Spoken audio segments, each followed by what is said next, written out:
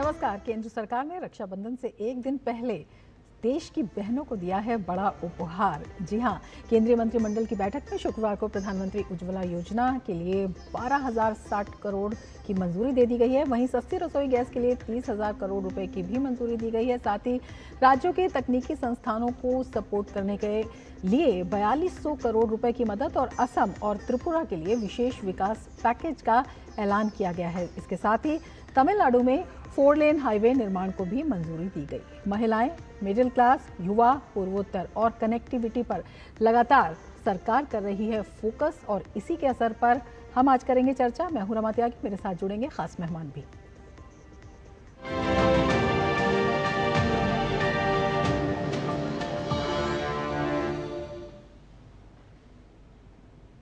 तो चर्चा की शुरुआत से पहले एक बार फिर से आपको बता देते हैं, कैबिनेट की बैठक में आज 5 महत्वपूर्ण और बड़े फैसले लिए गए हैं। इन फैसलों के तहत अलग अलग योजनाओं के लिए कुल 52,667 करोड़ के बजट को मंजूरी दी गई है। फैसलों में पीएम उज्ज्वला योजना के लिए 12,060 करोड़ की मदद का ऐलान किया गया है। पीएम उज्ज्वला योजना इंक्लूसिव ग्रोथ का बहुत बड़ा उदाहरण है। इसके जरिए 10 करोड़ 33 लाख घरों को फायदा मिला है। जब 2016 में माननीय प्रधानमंत्री जी ने उज्ज्वला योजना लॉन्च की थी, तब भावना इसमें अंत्योदय की भावना थी। जो गरीब से गरीब व्यक्ति है उनके जीवन में बड़ा परिवर्तन आए और बहनों माओं के जीवन में एक ग्रामीण क्षेत्रों में बहुत बड़ा परिवर्तन आया। यानी 10 करोड़ 33 लाख घरों में उज्ज्वला के कारण परिवर्तन आया। करीब 2,200 रुपए की टोटल सपोर्ट मिलता है इस स्कीम में। तो आज कैबिनेट में फैसला लिया गया 12,060 करोड़ रुपए का सपोर्ट पीएम उज्ज्वला बेनिफिशियरीज के लिए 2025-26 फाइनेंशियल ईयर में दिया जाएगा। अब तक अगर हम देखें टोटल उज्ज्वला योजना में 52,000 करोड़ रुपए का बेनिफिट देश में लाखों करोड़ों परिवारों को मिल चुका है। और इसके साथ ही मध्यम वर्गीय परिवारों को उचित कीमत पर सिलेंडर मुहैया कराते रहने के लिए 30,000 करोड़ रुपए की राशि भी मंजूर की गई है। हर परिवार के लिए किफायती एलपीजी के लिए 30,000 करोड़ रुपए की मंजूरी की काफी अहमियत है। मिडिल क्लास परिवारों में एलपीजी गैस अफोर्डेबल रहे, कम से कम दाम पे मिले, उसके लिए 30,000 करोड़ रुपए की सब्सिडी आज अप्रूव हुई है, जो सीधा हमारे एलपीजी हमारे मध्यम वर्गीय परिवारों के बेनिफिट में जाएगी। हम सब जानते हैं कि आज एलपीजी पे करीब करीब पूरा देश ही शिफ्ट हो चुका है। पुराने समय की सिगड़ी, चूल्हे, गैस वो सब खत्म हो चुके हैं। मोदी जी ने इन 11 वर्षों में ऐसा बड़ा परिवर्तन लाया। तो और गैस के प्राइसेस जिस तरह से आज की जियोपॉलिटिक्स है, उस जियोपॉलिटिक्स में गैस के प्राइस ऊपर नीचे होते हैं, तो उसमें हमारे परिवारों को, मध्यम वर्गीय परिवारों को कैसे हम इंसुलेट करके रखें, उनके ऊपर कोई नेगेटिव इंपैक्ट ना पड़े, ये सोच के ये फैसला लिया गया। और कैबिनेट के तीसरे फैसले की बात करें तो तकनीकी शिक्षा संस्थानों की मजबूती से जुड़ा ये फैसला है। राज्य सरकारों के तकनीकी संस्थानों को सपोर्ट करने के लिए 4200 करोड़ रुपए की मदद को मंजूरी मिल गई है। इससे 175 इंजीनियरिंग कॉलेज और 100 पॉलिटेक्निक्स को मदद देने का ऐलान किया गया है। कि राज्य सरकारों के जो टेक्निकल एजुकेशन के इंस्टीट्यूशंस हैं, उनको सपोर्ट करना, उसमें ट्रांसफॉर्मेशन लाना, उसके लिए 4,200 करोड़ रुपए का एक प्रोग्राम सैंक्शन हुआ है। जो राज्य सरकारों के टेक्निकल इंस्टीट्यूशंस हैं, उनमें गुणवत्ता कैसे आए, क्वालिटी कैसे आए, कैसे इंप्रूवमेंट आए, तो 175 इंजीनियरिंग इंस्टीट्यूशंस एंड 100 पॉलिटेक्निक्स देश भर में, जिसमें करीब 7.5 lakh students and 13,000 faculty members को बेनिफिट मिलेगा, उसके लिए ये प्रोग्राम बनाया है। इसके साथ ही कैबिनेट की बैठक में उत्तर पूर्वी राज्यों से जुड़ा हुआ फैसला भी लिया गया। खासतौर से असम और त्रिपुरा में कुल 7,250 करोड़ की आर्थिक मदद का फैसला लिया गया है, जिसमें से 4,250 करोड़ रुपए केंद्र देगा, जबकि राज्यों की ओर से 3,000 करोड़ रुपए दिए जाएंगे। इसमें टोटल 7,250 करोड़ रुपीस का ये पैकेज है, जिसमें से 4,250 करोड़ रुपीस सेंट्रल गवर्नमेंट से आएंगे और 3,000 करोड़ रुपीस स्टेट गवर्नमेंट के। इस 4,250 करोड़ रुपीस में बेसिकली ये जो 4 कंपोनेंट्स हैं वो आपके सामने हैं। सबसे पहला आसाम में है, आदिवासी ग्रुप्स ऑफ आसाम के साथ। इन चारों के साथ जो डिस्कशन होके जो मेमोरेंडम ऑफ सेटलमेंट बना, उसके हिसाब से ये प्रपोजल्स अप्रूव हुए। और ये प्रपोजल, इसमें कई तरह के काम लिए जाएंगे। कनेक्टिविटी के काम होंगे, एजुकेशन के काम होंगे, हेल्थ केयर से रिलेटेड काम होंगे, स्पोर्ट्स और जो इंडिजिनस मेडिसिन है, इंडिजिनस स्पोर्ट्स हैं, उन सब का ध्यान दिया जाएगा। और अब आपको बता दें, प्रधानमंत्री नरेंद्र मोदी ने रूस के राष्ट्रपति पुतिन से बातचीत की है। ये ब्रेकिंग न्यूज़ है। राष्ट्रपति पुतिन ने यूक्रेन से संबंधित नवीनतम घटनाक्रमों से प्रधानमंत्री को अवगत कराया। प्रधानमंत्री ने संघर्ष के शांतिपूर्ण समाधान के लिए भारत के दृढ़ रुख को दोहराया है। दोनों नेताओं ने भारत रूस विशेष एवं विशेषाधिकार प्राप्त रणनीतिक साझेदारी को और प्रगाढ़ करने की प्रतिबद्धता दोहराई है। प्रधानमंत्री ने राष्ट्रपति पुतिन को इस वर्ष के अंत में वार्षिक द्विपक्षीय शिखर सम्मेलन के लिए भारत आने का निमंत्रण दिया है। अपने आप में काफ़ी महत्वपूर्ण ये खबर है। प्रधानमंत्री नरेंद्र मोदी ने रूस के राष्ट्रपति पुतिन से बातचीत की है और राष्ट्रपति पुतिन ने यूक्रेन से संबंधित नवीनतम घटनाक्रमों से पीएम मोदी को अवगत कराया है। काफ़ी अहम है ये। प्रधानमंत्री ने संघर्ष के शांतिपूर्ण समाधान के लिए भारत के दृढ़ रुख को दोहराया है। ये बातचीत काफ़ी अहम है। भारत रूस विशेष एवं विशेषाधिकार प्राप्त रणनीतिक साझेदारी को और प्रगाढ़ करने की प्रतिबद्धता भी इस दौरान जताई गई है। पीएम ने राष्ट्रपति पुतिन को इस वर्ष के अंत में वार्षिक द्विपक्षीय शिखर सम्मेलन के लिए भारत आने का निमंत्रण भी दिया है। प्रधानमंत्री नरेंद्र मोदी ने रूस के राष्ट्रपति पुतिन से बातचीत की है और ये बेहद महत्वपूर्ण है। राष्ट्रपति पुतिन ने यूक्रेन से संबंधित नवीनतम घटनाक्रमों से पीएम मोदी को अवगत कराया है। प्रधानमंत्री ने संघर्ष के शांतिपूर्ण समाधान के लिए भारत के दृढ़ रुख को दोहराया है। भारत रूस विशेष एवं विशेषाधिकार प्राप्त रणनीतिक साझेदारी को और भी मजबूत करने की प्रतिबद्धता जताई गई है। ये प्रतिबद्धता दोहराई गई है और अपने आप में ये काफ़ी अहम हो जाता है। पीएम ने राष्ट्रपति पुतिन को इस वर्ष के अंत में वार्षिक द्विपक्षीय शिखर सम्मेलन के लिए भारत आने का निमंत्रण भी दिया है। प्रधानमंत्री नरेंद्र मोदी ने रूस के राष्ट्रपति पुतिन से टेलीफोन पर बातचीत की है। हमारे संवाददाता जेसिका हमारे साथ जुड़ी हुई हैं। जेसिका, जिस तरह का अंतर्राष्ट्रीय परिदृश्य इस वक्त चल रहा है, ये बातचीत कितनी अहम? बहुत अहम है। देखिए, इसमें प्रधानमंत्री ने ये भी कहा है कि साल के अंत तक राष्ट्रपति पुतिन भारत देश भी आ सकते हैं। आपको याद होगा, पिछले साल भी भारत के प्रधानमंत्री नरेंद्र मोदी गए थे और मिले थे राष्ट्रपति पुतिन से एक एनुअल समिट के तौर पे, जो एक फॉर्मेट है इंडिया रशिया का और एक जिसे कहते हैं एक बायलैटरल रिलेशनशिप, और वो थ्राइविंग है, ना कि रशिया से तेल बल्कि एक डिफेंस रिश्ता भी है भारत देश का। तो ये जो बातचीत हुई है, इस तरीके का जो जियो पॉलिटिकल आप माहौल देख रही हैं, उसमें बातचीत सही मायने में बताएं तो कुछ समय पहले दोनों का मिलना था, क्योंकि एक एनुअल समिट के फॉर्मेट में दोनों जो लीडर हैं वो मिलते आए हैं काफी सालों से, तो इस साल भी मिलना था। लेकिन अब प्रधानमंत्री के ट्वीट से स्पष्ट हो गया कि अब राष्ट्रपति पुतिन आएंगे साल के अंत में भारत देश एनुअल समिट पे। बिल्कुल। जेसिका, आपसे ये भी समझना चाहेंगे, जिस तरह से राष्ट्रपति पुतिन ने यूक्रेन से संबंधित नवीनतम घटनाक्रमों से प्रधानमंत्री को अवगत कराया है और प्रधानमंत्री ने संघर्ष के शांतिपूर्ण समाधान के लिए भारत के दृढ़ रुख को एक बार फिर से दोहराया है, ये अपने आप में कितना अहम हो जाता है? ये एक बहुत ही अहम बात है। और इसमें आप ये भी देखिए, प्रधानमंत्री ने काफी बार पिछली जितनी बार भी प्रधानमंत्री और राष्ट्रपति पुतिन मिले हैं, और प्रधानमंत्री ने बाकी मल्टीलैटरल फोरम्स में भी ये बात स्पष्ट करी है कि भारत का इसमें यही कहना है कि this is not the era of war. ये बात बार बार दोहराई गई है काफी सारे इंटरनेशनल फोरम्स में, और ये भी बोला गया है कि भारत का यही मानना है कि कोई भी किसी का भी सुझाव एक बैटलफील्ड पे नहीं मिलेगा।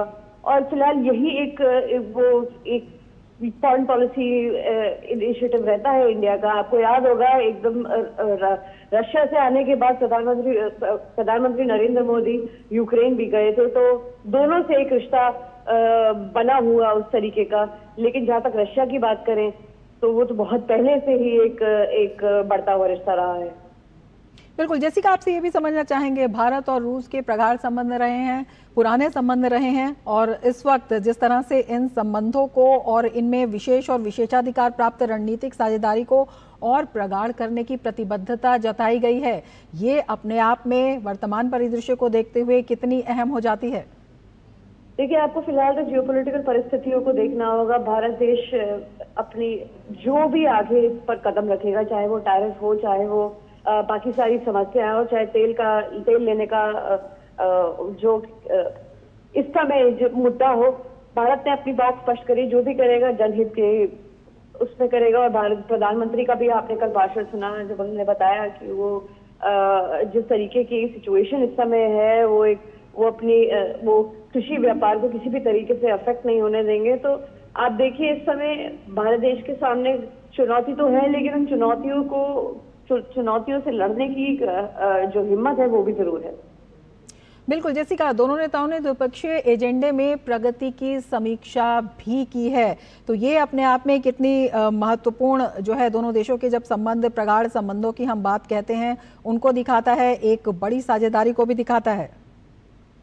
देखिए, रशिया से भारत जो है कम से कम 38% क्रूड यानी कि तेल इंपोर्ट करता है, और रशिया एक इम्पोर्टेंट पार्टनर भी कहलाया जाता है रीजन में इंडिया का। काफी समय से जो आप देखें, तेल के जिस हिसाब से तेल के प्राइसेस की उतार चढ़ाव हो रही थी, और अब आप फिलहाल जो नया जो निशाना बनाया है डोनाल्ड ट्रंप ने, उसमें भी रशिया के साथ फिर भी ये संबंध बना हुआ है। और जहाँ की आप डिफेंस की बात करें तो डिफेंस रिलेशन में भी भारत और रशिया का एक जो रिश्ता है वो काफी सॉलिड ही रहा है। और आगे चलते हुए भी भारत ने बल्कि अपनी डिफेंस सप्लाईज डाइवर्सिफाई करी है, लेकिन रशिया एक अहम पार्टनर रहा है, एक स्ट्रेटेजिक एलाय हमेशा रहा है, और पार्टनर रहा है। और ये एक जो संबंध है ये आगे जरूर बढ़ता दिखेगा। जैसे कि प्रधानमंत्री ने अपने ट्वीट पे भी स्पष्ट किया, राष्ट्रपति पुतिन भारत आएंगे और बाकी की जानकारी उस समय प्राप्त होगी।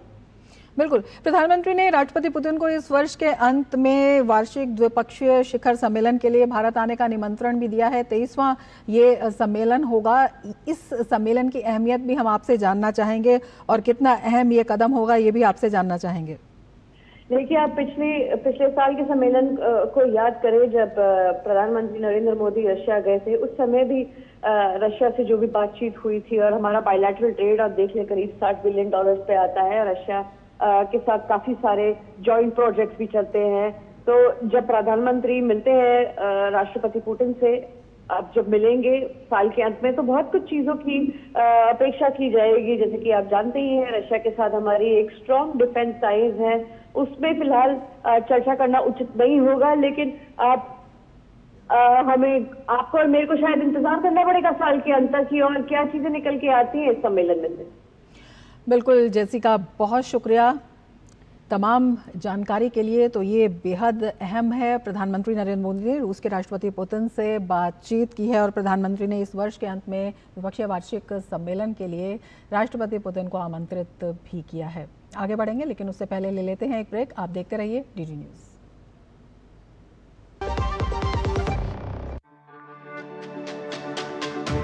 मेरी पसंद, मेरी पसंद, मेरी पसंद, मेरी पसंद,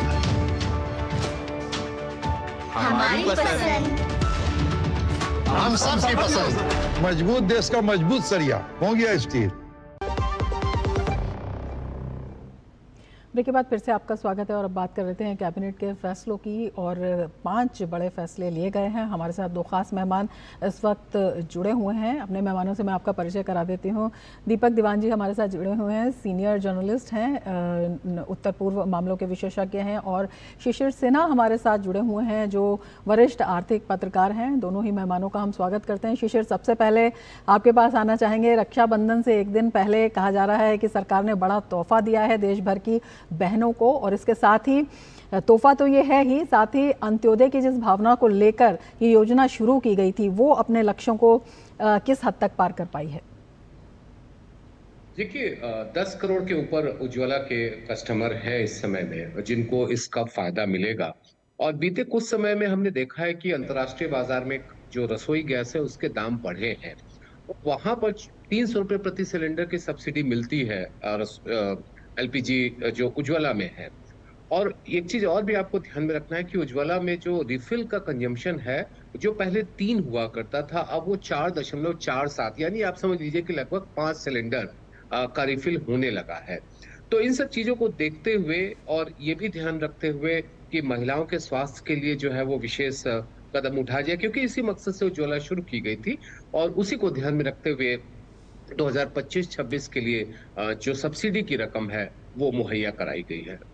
बिल्कुल शिशिर, आपसे ये भी समझना चाहेंगे कि किस तरह से जब हम मध्य वर्ग की बात करते हैं, जिस तरह से जो एलपीजी है वो एक ज़रूरत बन चुकी है, उसको एक कितनी बड़ी जिसे कहते हैं मजबूती दी गई है, कितना बड़ा आधार इसका मजबूत किया गया है? क्योंकि अंतर्राष्ट्रीय स्तर पर जो कीमतों का उतार चढ़ाव होता है उससे भी प्रभाव को कहीं ना कहीं बचाया गया है अगर आज का फैसला देखते हैं तो। जो 30,000 करोड़ रुपए की जो रकम है, चूंकि तेल कंपनियां जो हैं वो सब्सिडी भले ना दे किसी भी रसोई गैस सिलेंडर पे जो नॉन उज्ज्वला कस्टमर हैं, लेकिन उनको कम कीमत पर मुहैया करा रही है। अब जैसे दिल्ली में अगर आप कीमत देखें तो 853 रुपए है और अप्रैल के बाद इसमें से कोई बदलाव नहीं हुआ है, जबकि अप्रैल के बाद आज हम जब अगस्त में बात कर रहे हैं तो अंतर्राष्ट्रीय बाजार में जो रसोई गैस के दाम है वो बढ़े हैं। अब बीच का जो अंतर है जो अभी तक तेल कंपनियां उठाती रही हैं और बीते साल भी इस मद में करीबन 21,000 करोड़ रुपए का भुगतान उन्हें किया गया था और इस साल जो है वो 30,000 करोड़ रुपए का भुगतान किया गया है। इसका सबसे बड़ा असर ये होगा कि जो आम उपभोक्ता है जो भले उज्ज्वला में ना हो, उनके लिए रसोई गैस के सिलेंडर में भले ही अंतर्राष्ट्रीय बाजार में बढ़ोतरी हो रही हो, लेकिन उसमें उनको बढ़ोतरी का सामना नहीं करना पड़ेगा। बिल्कुल, दीपक जी भी हमारे साथ जुड़े हुए हैं। दीपक जी, आपसे समझना चाहेंगे उत्तर पूर्व के लिए जो स्पेशल पैकेज अनाउंस किया गया है, जो घोषणा की गई है, ये किन मायनों में और किस तरह से अहम हो जाती है? जी देखिए, अगर आप देखें तो पैकेज का नाम स्पेशल पैकेज इसलिए दिया गया है कि ये सब जितने भी जो समझौते हुए हैं, जो हमारे अंडरग्राउंड लोग थे वहाँ पे नॉर्थ ईस्ट में, असम और त्रिपुरा में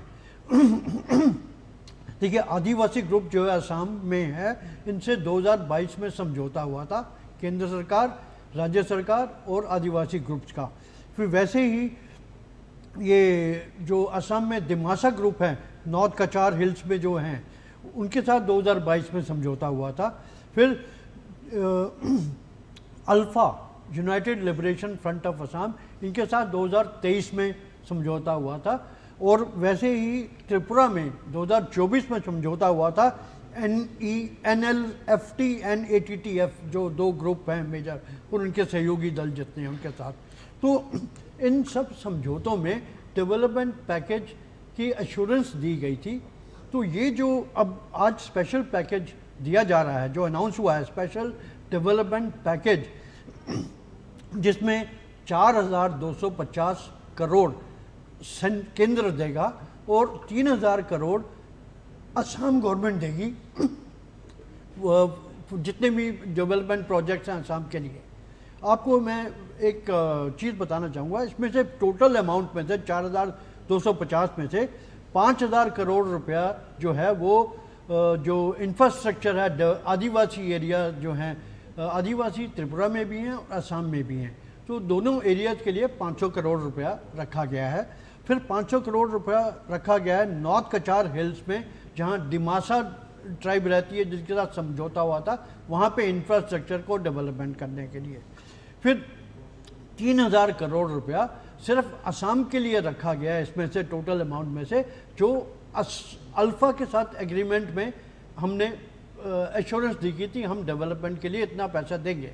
तो वैसे ही 250 करोड़ जो त्रिपुरा के ट्राइबल्स हैं उनके एरिया में इंफ्रास्ट्रक्चर डेवलपमेंट के लिए रखा गया है। तो जैसे ये फिगर बन जाती है 4,250 और टोटल कमिटमेंट जो है 7,250 की है। इसमें देखिए बेनिफिट क्या होगा लोगों को। इंफ्रास्ट्रक्चर डेवलपमेंट से उनकी लाइवलीहुड बढ़ती है, रोज़गार बढ़ता है, एम्प्लॉयमेंट बढ़ती है। फिर वो जो है स्किल डेवलपमेंट स्कीम्स इंट्रोड्यूस करी जाएंगी इनके अंतर्गत, जो औरतों के लिए और नौजवानों के लिए। फिर इससे स्टेबिलिटी आएगी उनकी लाइफ में, जब इनकम आपकी जनरेट होगी रेगुलरली, तो इस तरह के बेनिफिट हैं बहुत बिल्कुल। सारे। स्थिरता और शांति की जो काफ़ी ज़रूरत थी और लगातार जिस तरह से डिसीजन लिए जा रहे हैं, कदम उठाए जा रहे हैं, उनको लेकर ये काफ़ी अहम हो जाता है। शिशिर, आपसे पूछना चाहेंगे, एक और बड़ा फैसला, तकनीकी शिक्षण संस्थान उनको मजबूती देना, ये अपने आप में कितना अहम हो जाता है जब हम युवाओं की बात करते हैं, उनकी कैपेसिटी बिल्डिंग की बात करते हैं और साथ ही इस तरह के इंफ्रास्ट्रक्चर को भी एक मजबूती की बात करते हैं, विशेषकर राज्यों में? देखिए, जो वोकेशनल स्टडीज हैं उनको बढ़ावा देने के लिए बहुत ज़रूरी हो जाता है कि हम जो पॉलिटेक्निक्स हैं और जो ITIs हैं उनको हम और किस तरीके से मजबूत कर सकते हैं। ये जो आज का फैसला है वो इन पॉलिटेक्निक और ITIs को मजबूत करने के लिए ही है। और यहाँ पर ये भी ध्यान में रखना है कि आज जिस तरीके से तकनीकी शिक्षा की ज़रूरतें बढ़ रही हैं, तकनीकी शिक्षा को लेकर के मांग बढ़ रही है, उद्योग की ज़रूरतों के हिसाब से बिल्कुल, लोगों जो को तमाम प्रशिक्षित करना है, कौशल्य विकसित करना है, वहां पर इस तरह की योजनाएं जो हैं वो काफी अहम भूमिका निभाती हैं।